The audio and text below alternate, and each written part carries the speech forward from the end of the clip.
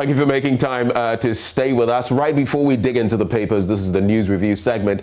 Let me just prompt you that today the show is all about you, and we'd love to hear from you when we start with our conversations. One, we're talking about that sad situation with a 12-year-old passing simply because he couldn't get medical care quickly enough. It was an issue highlighted by the Member of Parliament for Ningo Pram, Sam George.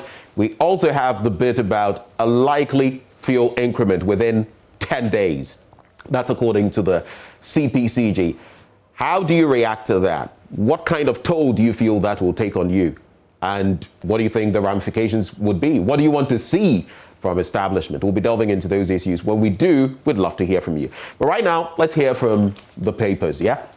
So I have the Ghanaian Times, the Daily Graphic, the Daily Guide, the Finder newspaper, the Daily Dispatch, and the Ghanaian publisher. I'll be going through all of them. A quick look at the headlines before I get into the nitty-gritty of the story. So we start with this one, the Ghanaian Times newspaper, which says, government saves 1.42 billion on rescheduling of power PPAs. That's according to Energy Minister Dr. Matthew Opoku Prempeh. In other places, you would also hear him talking about prudent measures adopted, which have saved the country up to 2.7 billion cedis. On page 3 of the paper, 7 electrocuted, 4 injured in rainstorm. And that's a very, very sad development there. So according to, well, the paper, I'll give you the details. But IMF commends government for effective management of COVID-19. That story on page 16. And Jospon U.S. company signed deal to construct Ghana's first waste-to-energy plant. And another story there, that's on page 15. Attack on 2 City FM journalists. 3 media groups call for restructuring of national security. I'll be delving into all of these stories. When you open up the paper, page 3, 6 suspected galamseyers, 6 suspected Chinese galamseyers remanded. And the 6 include a female, have been remanded by the Kaneshie District Court for allegedly engaging in illegal mining, popularly known as galamsey, at Asankragwa in the western region. More details when I dig into the stories. And 2 jailed 26 years for attempted robbery. That's another story in that newspaper. On page 12, I don't know what you think about this on the back of what happened to Caleb Kuda and Zoe Abubeidu, but DSP Azugu's presence in national security affront to Emil Short Commission recommendations, and that is according to Mr. Esiedun Ketia, General Secretary of the NDC. So we'll get more details on the back page of the paper. Liberty Kotoko share spoils, of course. Asante Kotoko, Krabi Asante Kotoko still in pole position at number 1 with 45 points. Karela follows with 41 points. Heart of Oak with 40 in 3rd position. Great Olympics with 40, and Mediama with 40 points as well. And that's how the league log looks like. The Daily Graphic newspaper now. COVID-19 vaccination continues Wednesday. 360,000 to receive jabs. Exercise lasts till May the 26th. Now, I took my jab, when was this? March the 3rd, actually. Yes, my birthday, so I can't forget. I took it on March the 3rd, and according to the schedule, I think I should be getting my next shot on Wednesday, March the 19th. So we'll see how that pans out. When are you getting your shot? Have you seen the schedule? And did you listen to Mr. President yesterday? I'll bring you some details of that. 7 persons, the Daily Graphic recording that same story, reporting it. 7 persons, including family of 5, electrocuted. Maximizing petroleum resources. Government urged to resolve ENI Springfield impasse.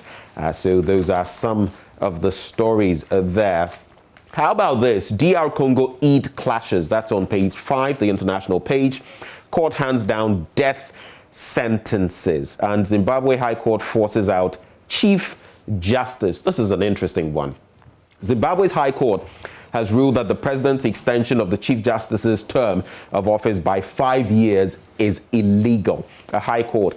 Now, a group of lawyers had challenged the move, which followed a recent constitutional amendment passed by Parliament that raised the retirement age of senior judges from 70 to 75. So the judges ruled that Luke Malaba, who turned 70 last Saturday, had ceased to be Chief Justice, as any constitutional amendment needed to be put to a referendum. So that's the story there. They're cracking the whip and they are getting serious about that issue.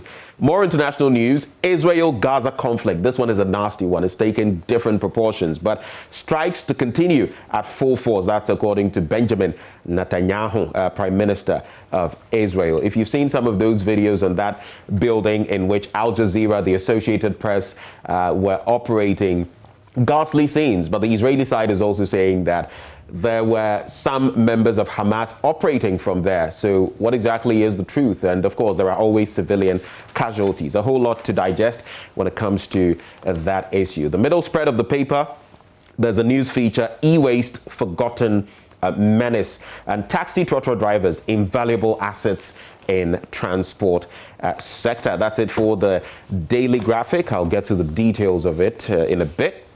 On now to the Daily Guide. We're on course to solve Dumso, 1.4 billion saved. That's according to the Energy Minister. Ghana's economy rebounding, says the IMF. You know, I don't have any problem with the IMF and the World Bank, the Bretton Woods institutions telling us this and that. But when are we going to generate homegrown statistics? You know, homegrown understanding of our own economic situation, rather than always, you know, sitting down and having institutions outside of Ghana telling us this is what is going on in your country. I mean, why can't we do that? And by the way, do we need institutions outside to tell us how we're feeling in our pocket? Interesting one there.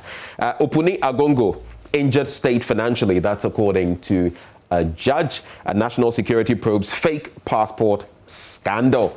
All of that in the Daily Guide newspaper. Let me go to the international page. They usually are very interesting stories. And this one says, Ghanaian film producers to ban film sales from July. King Promise drops slow down.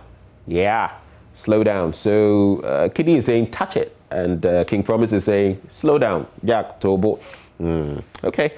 So all of that in there, and more stories. We'll get into the Daily Guide as well. The Finder newspaper now. IMF lauds Ghana for effectively managing COVID-19.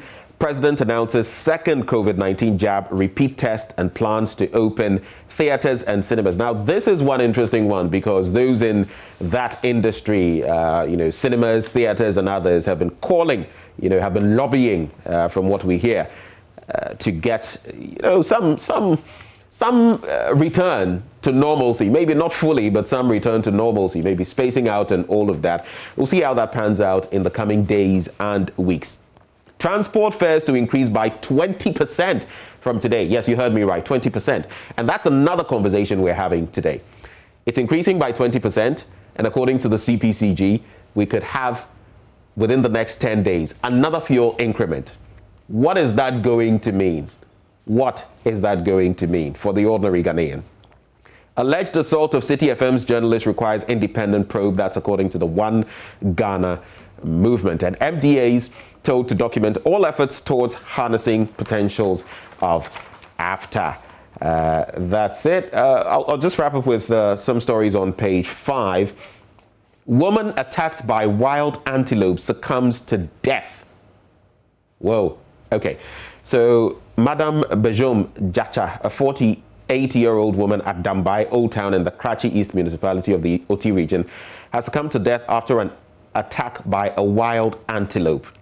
And the woman who went to the farm to pick mangoes came under attack after the animal head-butted her, causing injuries to her chest area. This is a very, very sad situation. Our condolences to the entire family there. Former Bantama SDA primary headmaster shot dead by suspected armed robbers. This bit about armed robbers, it's getting a bit rampant, isn't it? It's worrisome for me. I don't know about you, but it's worrisome for me. It's getting very disturbing. Security, not all across the country, but in certain pockets of the country. Recently, we heard of all the things that happened in the Kaswa enclave, sometimes in Amamfrom. Yes, we all say Kaswa, but in that enclave. The Daily Dispatch newspaper now. COVID kills 783 in 16 months. Pay attention to this one. COVID kills 783 in 16 months, but accidents kill 1,034 in 4 months. So weighing the two, you can tell, well, the carnage on our roads is obviously on the ascendancy and is claiming more lives than what we call pandemic COVID-19. EIUs may overview on Ghana, actually, the month of May, and you will be expelled if you breach new code of conduct. That's according to the MPP's governing body, and it's warning membership. We shall not get good water to drink in 10 years due to galamsey. That's according to Afenyo Markin. There have been thoughts shared that within 8 to 10 years, if we are not careful, we could actually be importing water. Hopefully we don't get there. The Ghanaian Publisher newspaper is my final one. I'll take the headlines and then start the review proper. So it says, Adan chiefs rally support for Electrochem and Macdan. And there's galamsey fight, task force wants freedom to operate. So let's get into the details now, shall we? Let's take a look at all the papers. And I'll start with the Ghanaian Times newspaper. And maybe, how about we start on page 15? Yes, I'll start from there with that story concerning the attack on 2 City FM journalists. It is them today. It could be anybody tomorrow. It could be me.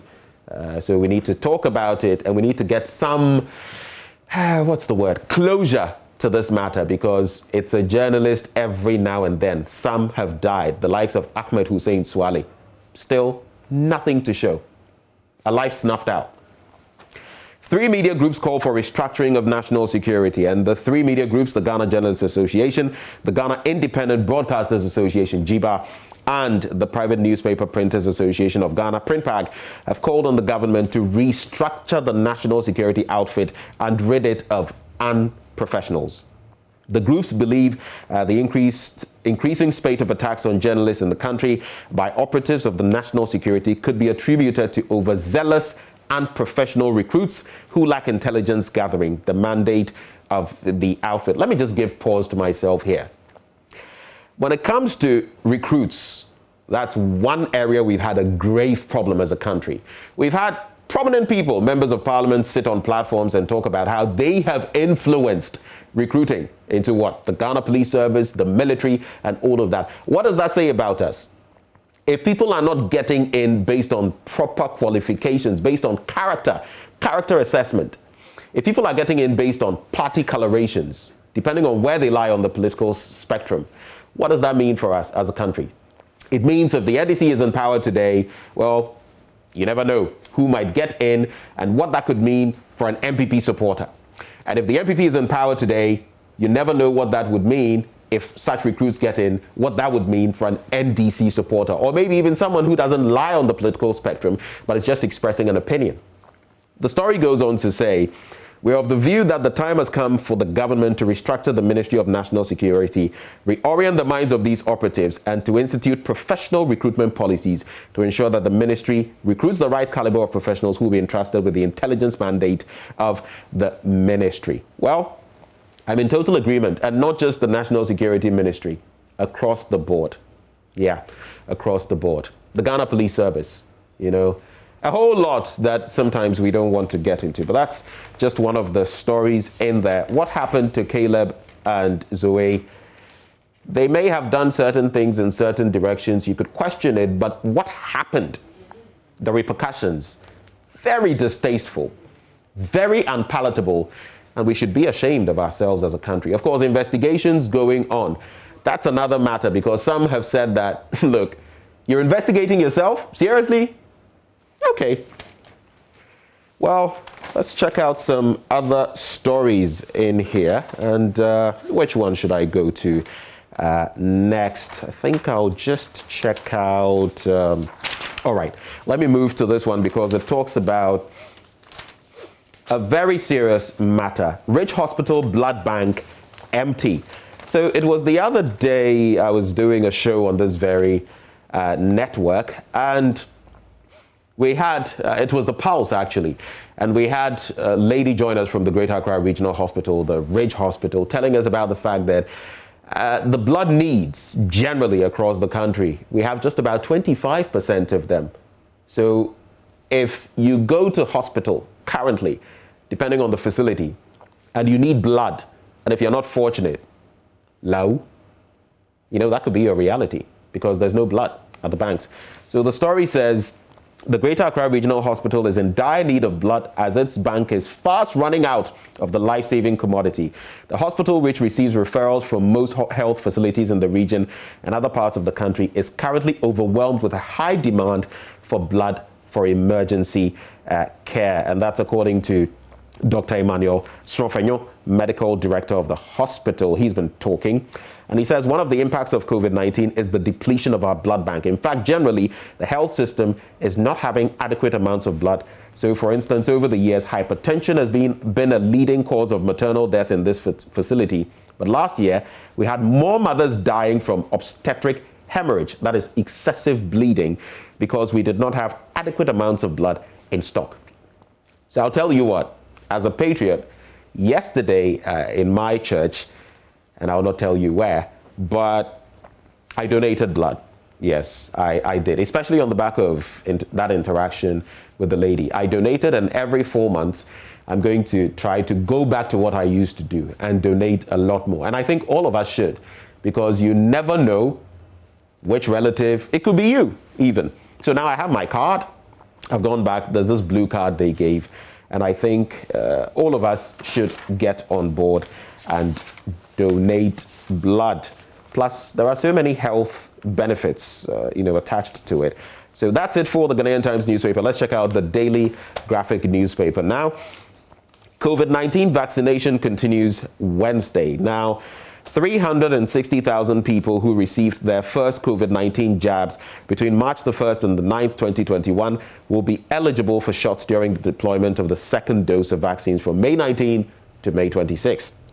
The 9-day exercise is the third phase of the national vaccination program against COVID-19. Those who received the jabs are in the 43 districts in the Greater Accra, Ashanti, and Central regions that were covered in the first phase of the exercise. And 350,000 doses of AstraZeneca vaccines have been received under the COVAX program. So these are some details. But going back to what Mr. President said, yesterday, he said the objective of government was to limit the importation of the virus in the country from the onset. And to quote, consequently, when we reopened KIA, Kotoka, our aim was to ensure that as much as possible, arriving passengers do not carry the virus and to establish a testing regime at the KIA. However, about 3 weeks ago, the KIA recorded a significant increase in the number of passengers who tested positive for COVID-19. There have been claims made about how people were using certain parts of KIA without masks. Hopefully, that has been remedied. Let's check out some more stories. And there's a letter actually, developing refuse dumping site at Aveno, and I saw. And we see a lot of these in different parts of the capital. Sometimes you just look at them and wonder what exactly is going on. The NDC has condemned alleged attacks on journalists. That's on page 18. And this one, I think I should take a stab at this. Maximizing petroleum resources. Government urged to resolve ENI Springfield impasse. Now, some stakeholders in the oil and gas industry have urged the government to urgently resolve the impasse between local subsidiary of Italian oil company ENI Ghana and indigenous private exploration and production company Springfield E&P and the national interest. Now, more than a year after the government directed the two companies to unitize their neighboring discoveries, that has not been done due to a disagreement. Now, some stakeholders have been speaking on the matter. I'm talking about the OCTP. So I'm talking about actually the IES and GOXPA, ASAP as well. The stakeholders said the government should encourage the companies to use arm's length dialogue and common sense approach to resolve the differences between them. Of course, if they don't resolve them, we are going to feel the impact. So that is one angle to look at. Now, reduce debt to boost social spending. That's according to the IMF. So while the IMF has been lauding us for how much economic progress we've made on the back of COVID-19, there's also this bit. The International Monetary Fund has advised our government to use the ongoing fiscal consolidation exercise to reduce the debt stock and its repayment costs to the nation. It said the reduction in debt and its accompanying expenses were needed to help create fiscal space for spending in social, health, and development projects. Of course, if you're spending a lot in terms of the wages you have to pay, and that takes a chunk of money, the revenue in our kitty, and you're spending so much in terms of facilitating debts, what that leaves you is very little money to construct roads, to build, dams, if you like we're saying, one village, one dam, to construct more health facilities, to achieve what the people need, the bread and butter issues. So that is practically what the IMF is saying in that respect. There's also Christ the King Parish organizes blood donation to stock 37 military hospitals. So that's an example that other churches can follow. And I think that will be a wrap for the Daily Graphic newspaper. Now, the Daily Guide, maybe we should take a look at page 6 of the paper. It says, 3 paddies grabbed for stealing goats, sheep, and fowls. But there's another story I'm looking for. National Security probes fake passport scandal. And the National Security Secretariat, the same national security bit, has started investigations into the modus operandi of a fake Ghanaian passport producing syndicate. It follows the arrest and deportation of a considerable number of Ghanaians traveling abroad bearing fake Ghanaian diplomatic and service passports. February and March 2021 witnessed massive use of the 2 Ghana passport types, with the service passport being the most abused. So a big cause for worry here.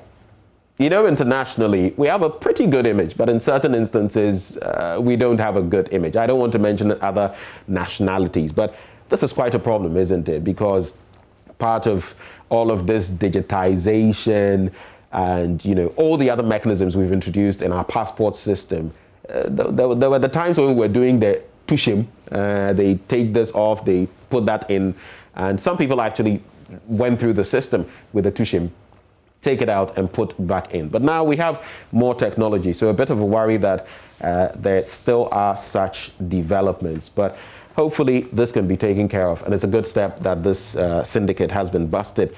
But another worrying issue that we've highlighted: School for the Blind students chase headmistress.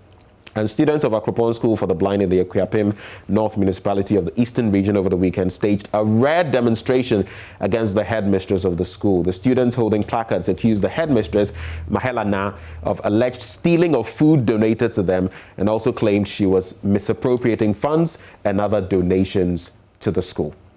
And so the SRC took up the matter. Hopefully we can bring some closure to that matter. I've heard of instances where in certain schools, officials do so many things with what it is meant for students. And Sembebre. The Finder, what have they found? Let's talk about transport fares to increase by 20% from today, something we're discussing on the show. You get to share your thoughts with yours truly. So 3 private transport operators in the country have agreed to increase transport fares by 20%. This increment, they say, takes effect from today. So if you go out and you hear that the price has increased, don't be shaken. The development comes after a series of engagements among members comprising the Ghana Committed Drivers Association, International Drivers Road Transport Union, Truth Drivers Union, and the Concerned Drivers Association. And they say, to quote very briefly here, we'll be wrapping shortly, a gallon of fuel, which used to be sold at the pump for 24.52 Ghana cedis, is now sold at 27.22 pesos. Also, prices of spare parts and DVLA charges have shot up considerably. Look, I'll tell you something. When I don't allow my fuel tank to go empty. Usually when it's half, I top up. Or the least I go is about 3 bars out of 12.